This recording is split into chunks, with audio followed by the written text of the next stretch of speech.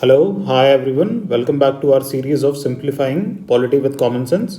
आज का जो चैप्टर हम पढ़ेंगे वो है CAG, that is comptroller and auditor general of India. Reference book जो हमने ली है वो ली है इंडियन पॉलिटी के लक्ष्मीकांत।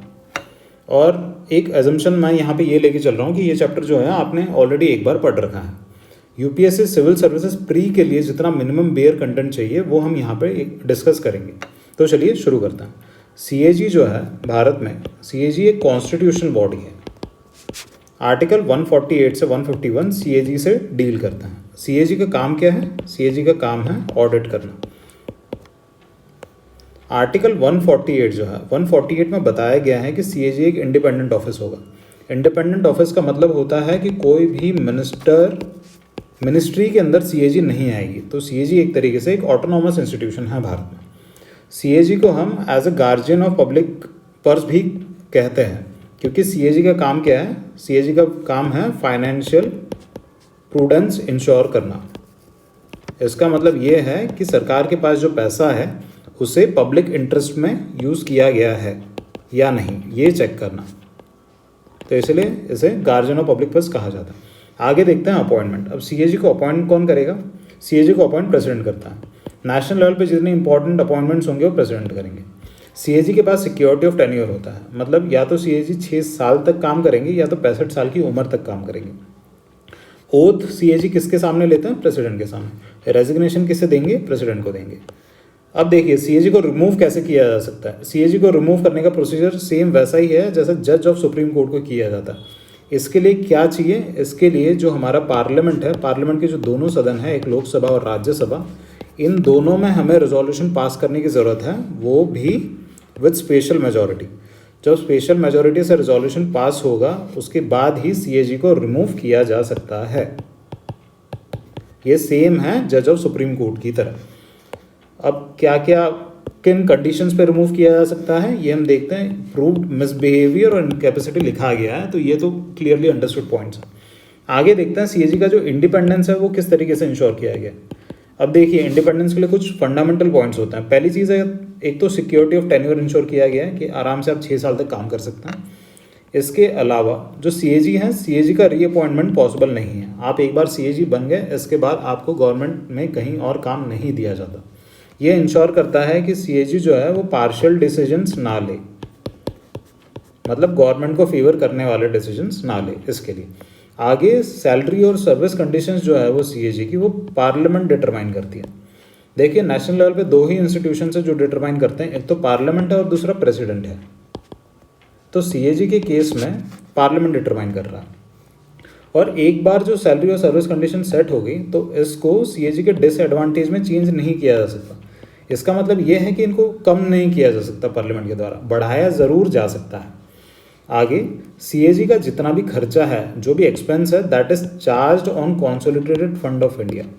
अब देखिए चार्ज्ड का मतलब क्या होता है? चार्ज का मतलब ये होता है कि वोट करके पार्लियामेंट उसे चेंज नहीं कर सकता, मतलब कम नहीं कर सकता। एक्सपेंसेस 2 तरीके के होते हैं, हमने देखा था, जो पार्लियामेंट से आते हैं वो एक तो चार्ज होगा और एक वोटेड होगा।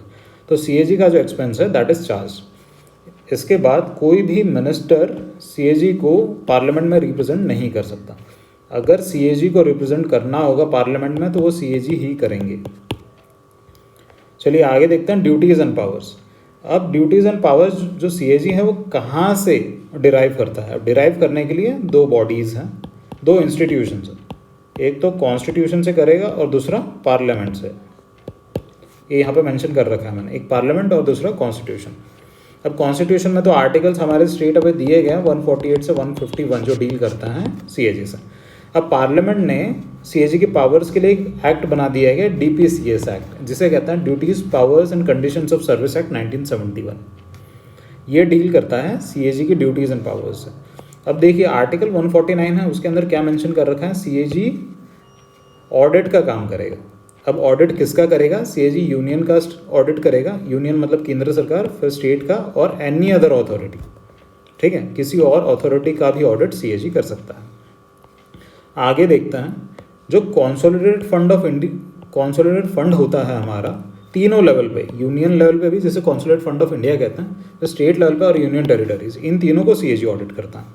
इसके अलावा हमारे पास दो फंड होते हैं यूनियन लेवल पे, एक तो कंटीजेंसी फंड होता है और एक पब्लिक अकाउंट्स ऑफ इंडिया होता है। कंटीजेंसी जो इमरजेंसी केस के लिए रखा जाता है, और पब्लिक अकाउंट जो जिसमें पीएफ वगैरह का पैसा जाता है, पीएफ एटसेट्रा। तो इनको भी ऑडिट कौन करता है? सीएजी। देखिए तुक में बात यह है कि गवर्नमेंट से रिलेटेड जितने भी इंस्टीट्यूशंस है भारत में, उनको सीएजी ऑडिट करता है या कर सकता है। या तो पूरा ऑडिट सीएजी करेगा या तो पार्शियल ऑडिट करेगा। ठीक है। आगे एक और इम्पॉर्टेंट फंडा है, कोई भी body that is substantially funded by the government. Government कौन सी? सेंट्रल भी हो सकती है, स्टेट भी हो सकती है। तो उन बॉडीज़ का भी ऑडिट सीएजी करता है या फिर कर सकता है। इसके अलावा अगर प्रेसिडेंट या फिर गवर्नर रिक्वेस्ट करते हैं सीएजी को किसी पर्टिकुलर बॉडी को ऑडिट करने के लिए, देखिए ये जो इंस्टीट्यूशंस होते हैं ना, प्रेसिडेंट और गवर्नर, ये होते नॉमिनल अथॉरिटी है, मगर ये बहुत स्ट्रॉन्ग अथॉरिटी है भारत में। ये किसी भी बॉडी को भारत में रिक्वेस्ट कर सकते हैं कोई भी काम करने के लिए। तो ये जनरल कन्वेंशन है, ये आपको याद रखना है। अब देखिए जो सीएजी जो रिपोर्ट प्रोड्यूस करती है उसका एक्चुअली में होता क्या है, ये हमारे पास दिया गया है आर्टिकल 151 में।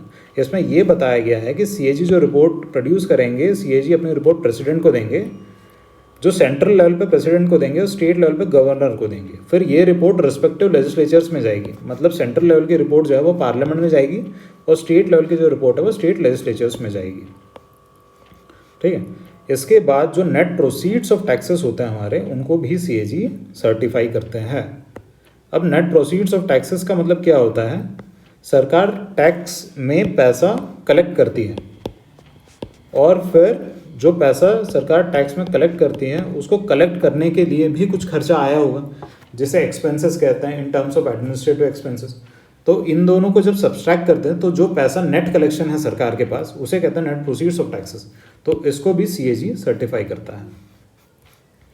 इसके अलावा एक और पॉइंट है, आर्टिकल 150 में बताया गया है कि जो फॉर्म्स ऑफ अकाउंट्स होंगे, किस तरीके से अकाउंट्स को मेंटेन करके रखना है सेंट्रल लेवल पे भी और स्टेट लेवल पे भी, ये भी कौन डिटरमाइन करेगा? सीएजी करेंगे। ठीक है। चलिए आगे देखते हैं। सीएजी जो रिपोर्ट सबमिट करते हैं प्रेसिडेंट को, किस किस तरीके की होती है? एक तो अप्रोप्रिएशन अकाउंट पे रिपोर्ट सबमिट की जाती है, दूसरी फाइनेंस अकाउंट पे, तीसरी जो पब्लिक सेक्टर अंडरटेकिंग्स होती है हमारी, उन पे।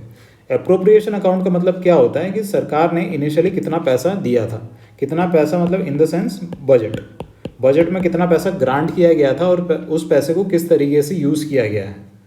तो एक्सपेंडिचर दैट वाज सैंक्शनड और उस एक्सपेंडिचर को किस तरीके से एक्चुअल में यूज़ किया गया, इनका कंपैरिजन करके जो रिपोर्ट सीएजी निकालती है दैट इज अप्रोप्रिएशन रिपोर्ट। इसके अलावा एक रिपोर्ट में फाइनेंस अकाउंट्स आती है। फाइनेंस अकाउंट्स में क्या होता है, जो सरकार का जो एनुअल एक्सपेंडिचर होता है और रिसिप्ट होता है, इसको इवैल्यूएट करके जो रिपोर्ट सीएजी बनाती है दैट इज फाइनेंस अकाउंट्स।